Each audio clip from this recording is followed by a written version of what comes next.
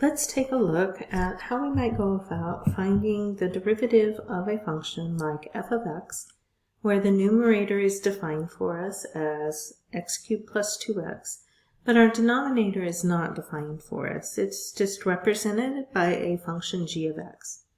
Now we do know that g at negative 2 is equal to 3, and that g prime at negative 2 is equal to 4. And so this is sufficient information for us to find f prime of negative 2.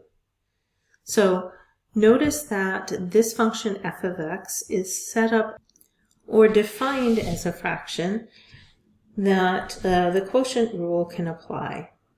So keep in mind that when we think about the quotient rule, it is the derivative of the numerator, so g prime of x, times the denominator minus the derivative of the denominator times the numerator. Then the whole thing, that whole numerator, is over the denominator squared. So let's go ahead and see how that works for this function. So we've got f of x equal to, f prime of x equal to, we want to take the derivative of our numerator, so the derivative of x cubed plus 2x times the denominator, minus, and keep in mind with the quotient rule, this is subtraction, the derivative of the denominator, well, there's nothing there that I can differentiate, so we'll bookmark it or place mark it with g prime of x to represent the derivative of the denominator times the numerator, which is x cubed plus 2x. Now that whole numerator over the denominator squared. So at this point, let's go ahead and find that derivative of the x cubed plus 2x. So simplifying a little bit, the derivative of x cubed plus 2x, that will become 3x squared plus 2 times g of x minus g prime of x over x cubed plus 2x, that's our entire numerator, over our denominator squared. So there's our derivative, and so the original question was for us to find f prime of negative 2, so let's go ahead and do that. So f prime of negative 2 equals the quantity 3 times negative 2 squared plus 2 times g of negative 2 minus g prime of negative 2 times negative 2 cubed plus 2 times negative 2.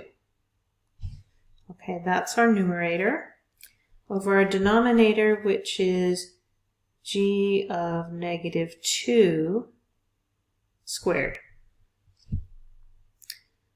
Okay, so we know that g of negative 2 is 3, so we will replace this g of negative 2 with 3, and we will replace this g of negative 2 with 3.